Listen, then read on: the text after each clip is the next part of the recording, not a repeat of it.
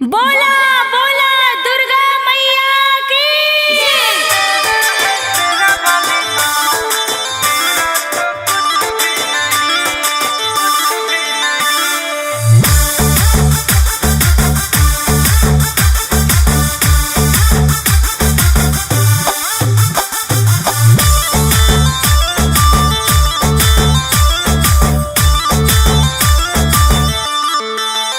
मेरा पूजा का थाल ये चुनार लाले लाल सब तेरा है शेरा वाली माँ। मेरा तो कुछ भी नहीं सब तेरा है शेरा वाली माँ।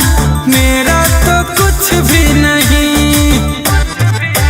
ये जो सजा है पंडाल देखी मन हुआ खुशहाल। बजे डीजे पे तेरा ही गीत। मेरा तो कुछ भी नहीं लगा तुझ में ही मेरा प्रीत। मेरा तो कुछ भी नहीं।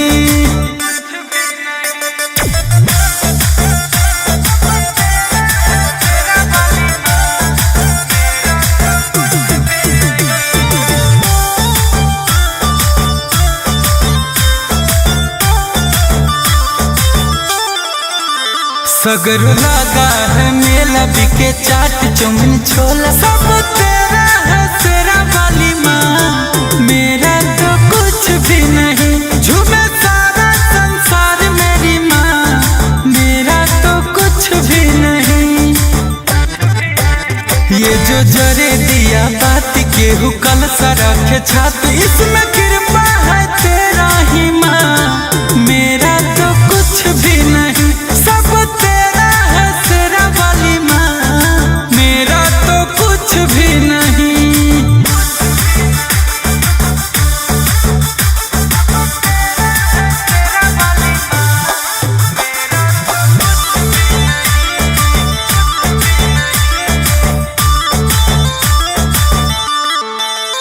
माँ तुम तो हो एक तेरा रूप है अनेक। एक तेरा ही सच्चा दरबार। मेरा तो कुछ भी नहीं तेरे आंचल में सारा संसार। मेरा तो कुछ भी नहीं।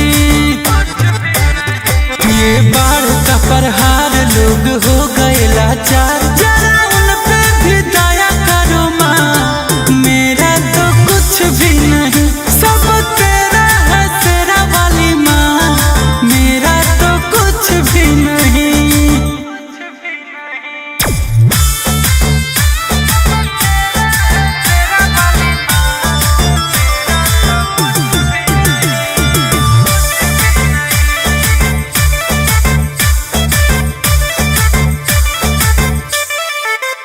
मेरा नोट मेरा कोट इसमें तेरा है सपोर्ट। सब तूने दिया मेरी माँ। मेरा तो कुछ भी नहीं सब तेरा है शेरा वाली माँ। मेरा तो कुछ भी नहीं।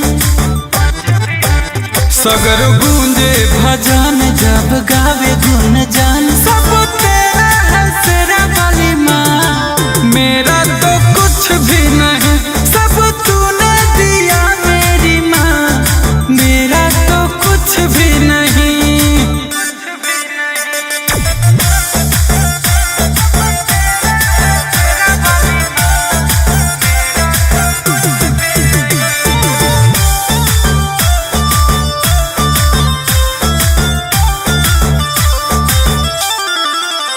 मैं तो श्रद्धा सुमन करने आया यार पन।